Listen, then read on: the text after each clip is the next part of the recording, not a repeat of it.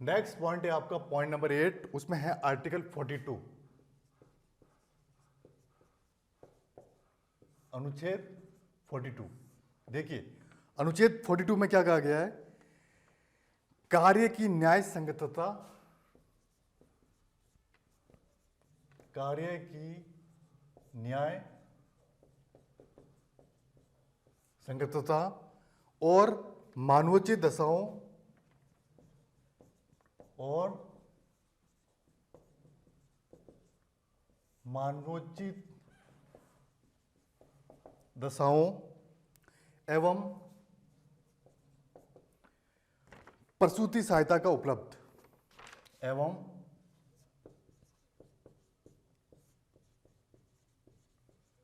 प्रसूति सहायता का उपलब्ध। देखिए आर्टिकल 42 में क्या बताया गया है, कार्य की न्याय संगतता, एक तो कार्य की न्याय संगतता होनी चाहिए, फिर मानवोचित दशाओं एवं प्रसूति सहायता का उपलब्ध। जो भी प्रेग्नेंट लेडीज है, जब बच्चा जन्म होता है तो उनकी सहायता के लिए उनकी हेल्प होनी चाहिए, ये इस आर्टिकल में बताया गया है। ठीक है, इस आर्टिकल में ये प्रावधान किया गया है। ओके, अब है आर्टिकल 43, पॉइंट नंबर 9 है आपका अनुच्छेद 43। देखिए अनुच्छेद 43 में क्या बताया गया है, कर्मकारों के लिए निर्वाचन मजदूरी,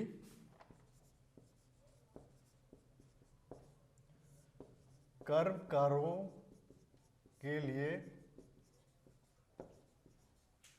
निर्वाचन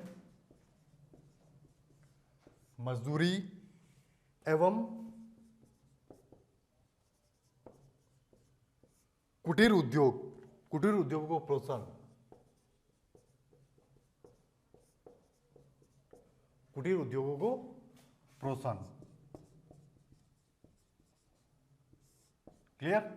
देखिए आर्टिकल 43 में क्या बताया गया है, कर्मकारों के लिए निर्वाचन मजदूरी, यानी जो काम करने वाले जो लोग हैं उनके लिए जो निर्वाचन मजदूरी, यानी जो मजदूरी सेलेक्ट की गई है आपकी, वही मजदूरी उनको मिलनी चाहिए। ये बात कही गई है इस आर्टिकल में। फिर दूसरी बात क्या कही गई है, कुटीर उद्योगों को प्रोत्साहन, जो उद्योग लगते हैं नए नए, जो नई नई जो फैक्ट्रियाज लगती है उनको प्रोत्साहन देना चाहिए, ये इस आर्टिकल में बताया गया है। ठीक है, क्लियर। नेक्स्ट है आपका पॉइंट नंबर 10, उसमें है आपका आर्टिकल 44, अनुच्छेद 44। ठीक है, इस आर्टिकल में क्या कहा गया है, यह राज्य को एकरूप नागरिक संहिता बनाने के लिए, ये राज्य को एकरूप नागरिक संहिता बनाने के लिए निर्देश देता है।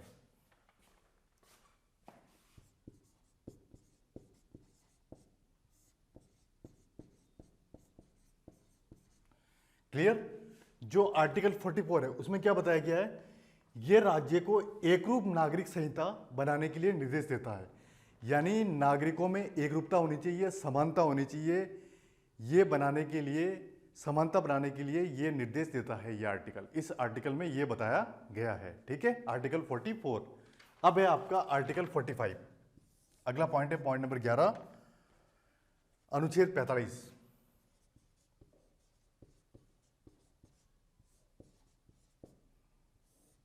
देखिए इस आर्टिकल में क्या कहा गया है, यह निःशुल्क एवं अनिवार्य प्राथमिक शिक्षा का दायित्व, ये निःशुल्क एवं अनिवार्य प्राथमिक शिक्षा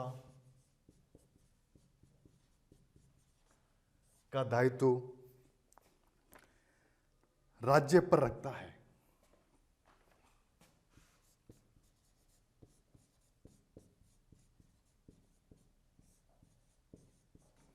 क्लियर। जो आर्टिकल 45 है उसमें क्या बताया गया है हमारे संविधान में, ये निशुल्क एवं अनिवार्य प्राथमिक शिक्षा का दायित्व राज्य पर रखता है। यानी जो निशुल्क और अनिवार्य शिक्षा, यानी शिक्षा अनिवार्य होनी चाहिए और निशुल्क होनी चाहिए, ठीक है, उसका जो दायित्व है ये राज्य पर रखता है, यानी उसकी रेस्पॉन्सिबिलिटी राज्य पर रखता है, ये इस अनुच्छेद में बताया गया है। क्लियर? अब है आपका आर्टिकल 46, अगला पॉइंट, ठीक है। पॉइंट नंबर 12 है, पॉइंट नंबर 12 आपका है अनुच्छेद 46। अनुच्छेद 46, देखिए 46 में क्या बताया गया है, इसमें पिछड़े वर्गों के शैक्षिक, इसमें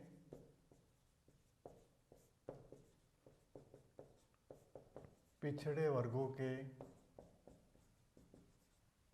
शैक्षिक एवं आर्थिक हितों तथा आर्थिक हितों तथा सामाजिक अन्याय से उनके रक्षा पर जोर दिया गया है।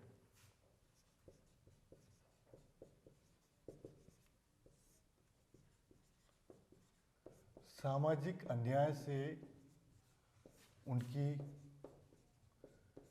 रक्षा पर जोर दिया गया है।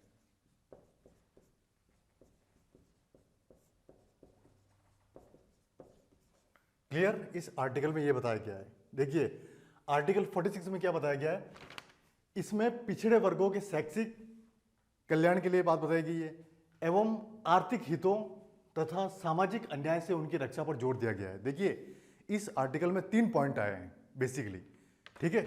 तो सबसे पहला पॉइंट है अन्य पिछड़े वर्गों, इसमें पिछड़े वर्गों के कल्याण, जो भी पिछड़े वर्ग है उनके कल्याण की बात की गई है, ठीक है। नंबर 2 आर्थिक हित, यानी किसी को आर्थिक हित की जरूरत है, यानी इकोनॉमिक सपोर्ट की जरूरत है, किसी को लोन की जरूरत है, किसी को पैसे की जरूरत पड़ जाती है, तो आर्थिक हितों के कल्याण के लिए बात की गई है। नंबर 3 सामाजिक अन्याय से उनकी रक्षा पर जोर दिया गया है।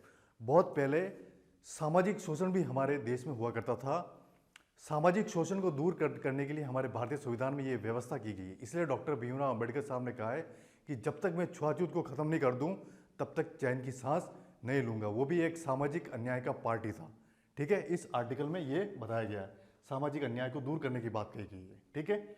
अब है पॉइंट नंबर 13, उसमें है आपका अनुच्छेद 47।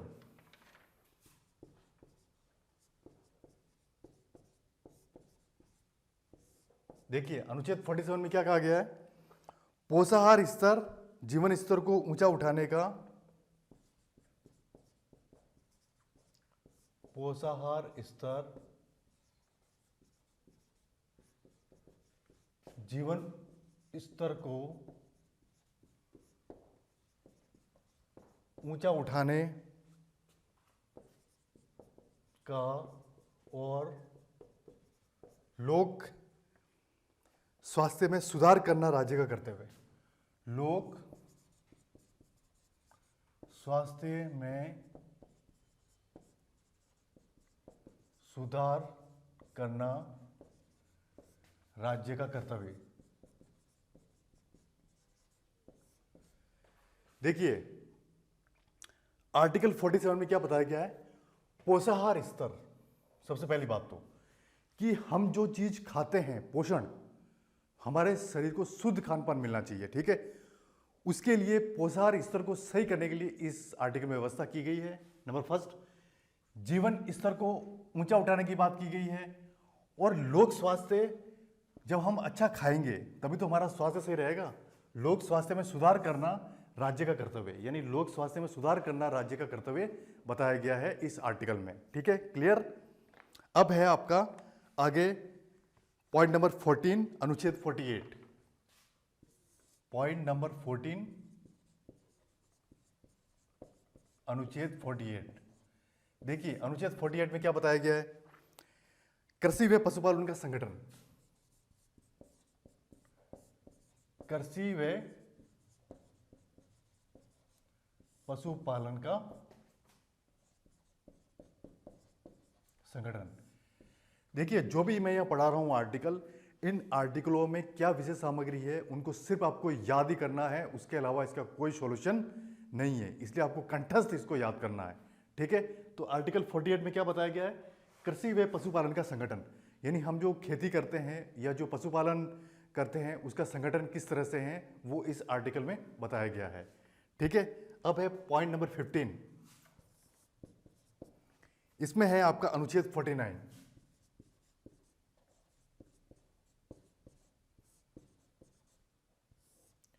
ठीक है, देखिए इस आर्टिकल में क्या बताया गया है?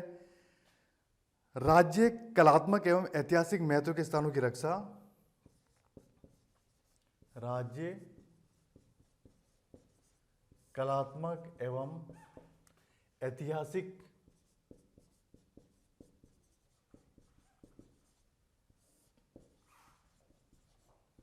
महत्व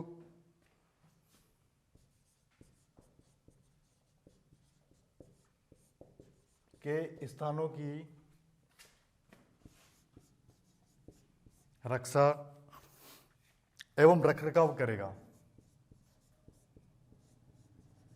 एवं रखरखाव करेगा। ठीक है, क्लियर? देखिए, जो आर्टिकल 49 है उसमें क्या बताया गया है? राज्य कलात्मक, यानी राज्य जो कलात्मक दृष्टि से इंपॉर्टेंट है, एवं ऐतिहासिक महत्व के स्थान, यानी जिन स्थानों का हिस्ट्री है, ऐतिहासिक महत्व है, उन स्थानों की रक्षा एवं महत्व को रखरखाव करेगा। यानी जो ऐतिहासिक स्थान है उसका रखरखाव करना वो इस आर्टिकल में बताया गया है। ठीक है, क्लियर? अब है अगला आर्टिकल अनुच्छेद 50। ठीक है, नेक्स्ट है आपका पॉइंट नंबर 16, अनुच्छेद 50।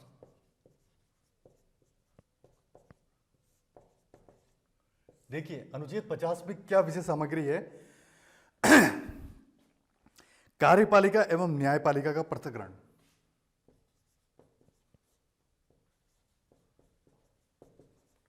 कार्यपालिका एवं न्यायपालिका का पृथक्करण। क्लियर? देखिए, आर्टिकल 50 में क्या बताया गया है? कार्यपालिका और न्यायपालिका का पृथक्करण, यानी कार्यपालिका और न्यायपालिका को बिल्कुल अलग अलग किया गया है, वो इस आर्टिकल में बताया गया है। कार्यपालिका न्यायपालिका आप लोग समझते हैं कि वो क्या होती है। ठीक है, अब है अनुच्छेद 51, पॉइंट नंबर 17। पॉइंट नंबर 17 है आपका अनुच्छेद 51।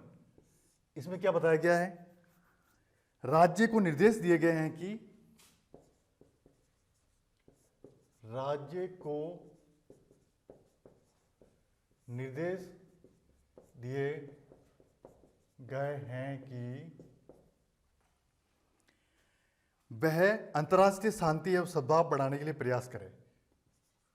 वह अंतर्राष्ट्रीय शांति व सद्भाव बढ़ाने का प्रयास करें। ठीक है, देखिए अनुच्छेद 51 में क्या बताया गया है? राज्य को निर्देश दिए गए, बिल्कुल स्पष्ट निर्देश, इंस्ट्रक्शन दिए गए हैं कि वे अंतर्राष्ट्रीय शांति व सद्भाव बढ़ाने का प्रयास करें। अंतर्राष्ट्रीय शांति होनी चाहिए और सद्भाव होना चाहिए, उसका प्रयास करें, वो इस आर्टिकल में बताया गया है। यानी बिल्कुल शांति होनी चाहिए, पीसफुल वातावरण होना चाहिए इंटरनेशनल लेवल पर, वो इस आर्टिकल में बताया गया है। ठीक है, अब नेक्स्ट आपके आगे का टॉपिक है। देखिए, यहां आपके आर्टिकल कंप्लीट हो गए हैं। ठीक है, अब आगे इसे में एक छोटा सा टॉपिक है जिसकी स्टडी अपन करेंगे, जो बहुत इंपॉर्टेंट है, वो है नीति निर्देशक तत्व तथा मूल अधिकारों में अंतर। जो अभी तक अपन ने इससे पहले जो क्लास हुई थी उसमें मूल अधिकार पढ़े थे, आज हमने नीति निर्देशक तत्वों के बारे में पढ़ा था, उनमें क्या डिफरेंस है उसकी स्टडी अपन अभी करेंगे। ठीक है, तो नीति निर्देशक तत्व और मूल अधिकारों में अंतर। नीति निर्देशक तत्व व मूल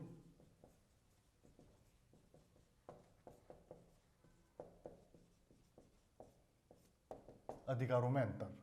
क्लियर? देखिए, इस टॉपिक को समझने के लिए अपन एक टेबल बनाएंगे। टेबल बना के फिर उसकी स्टडी करेंगे। टेबल में 3 पार्ट होंगे, क्रम संख्या, नीति निर्देशक तत्व और मूल अधिकार। ठीक है, फिर उसके बारे में स्टेप बाय स्टेप पढ़ेंगे। ठीक है, तो सबसे पहले है, यहां बढ़ा लीजिए आप, क्रम संख्या, फिर है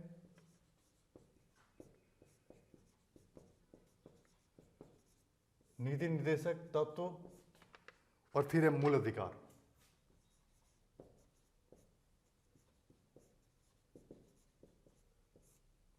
ठीक है, क्लियर?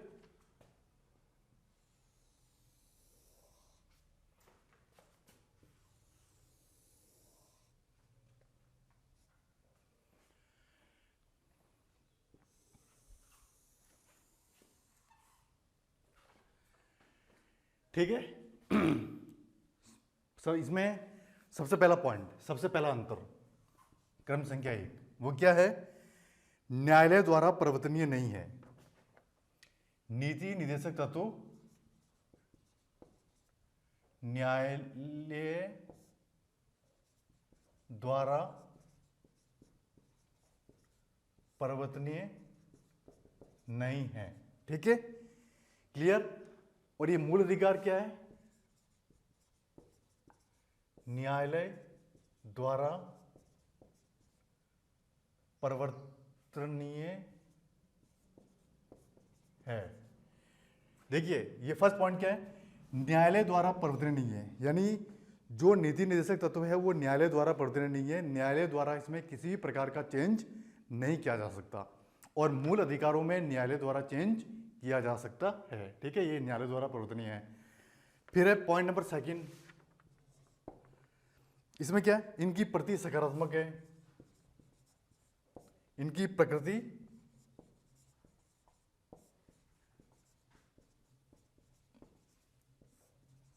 सकारात्मक है। ठीक है, इनकी प्रकृति नकारात्मक है।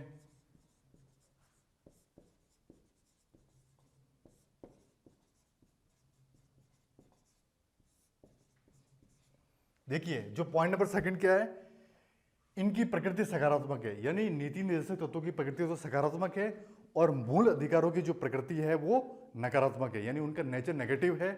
ठीक है, अब है पॉइंट नंबर 3, इसमें क्या बताया गया है? इसके द्वारा आर्थिक लोकतंत्र की स्थापना की गई है। इसके द्वारा आर्थिक लोकतंत्र की स्थापना की गई है। ठीक है, क्लियर? इसके द्वारा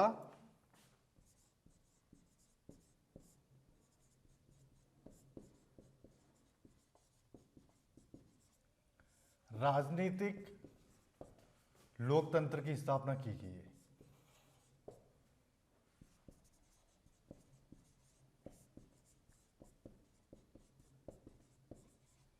ठीक है, देखिए पॉइंट नंबर 3 क्या है?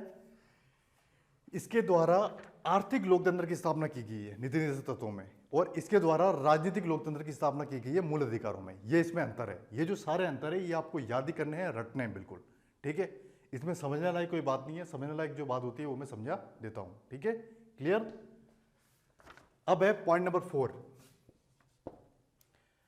ये आत्यंतिक है। ये आत्यंतिक है, अर्थात इन पर प्रतिबंध नहीं लगाया जा सकता। अर्थात इन पर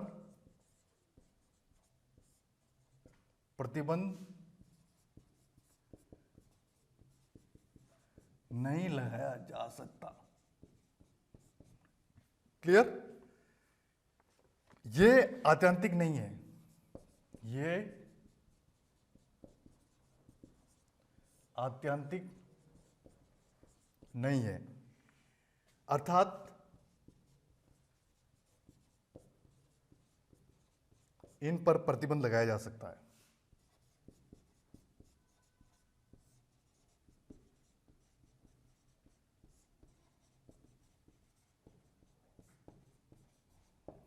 ठीक है, क्लियर। देखिए जो चौथा पॉइंट है वो क्या है, ये आत्यंतिक है। इसमें आत्यंतिक वर्ड का क्या मतलब है, अर्थात इस पर प्रतिबंध नहीं लगाया जा सकता। ठीक है, इस पर प्रतिबंध नहीं लगाया जा सकता। और मूल अधिकारों में क्या है, ये आत्यंतिक नहीं है। इस वर्ड का क्या मतलब है, इस पर प्रतिबंध लगाया जा सकता है, यानी जहाँ नहीं है वहां पर प्रतिबंध लगाया जा सकता है, जहां है वहां पर प्रतिबंध नहीं लगाया जा सकता। ठीक है, क्लियर। पॉइंट नंबर 5 जो आपका लास्ट पॉइंट है वो क्या है, इनको कभी भी स्थगित नहीं किया जा सकता। इनको कभी भी स्थगित नहीं किया जा सकता। ठीक है, आपातकाल की उद्घोषणा में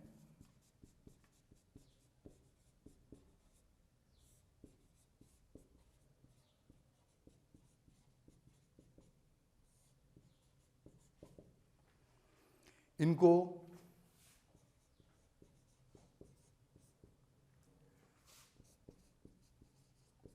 अनुच्छेद 20 और 21 स्थगित किया जा सकता है।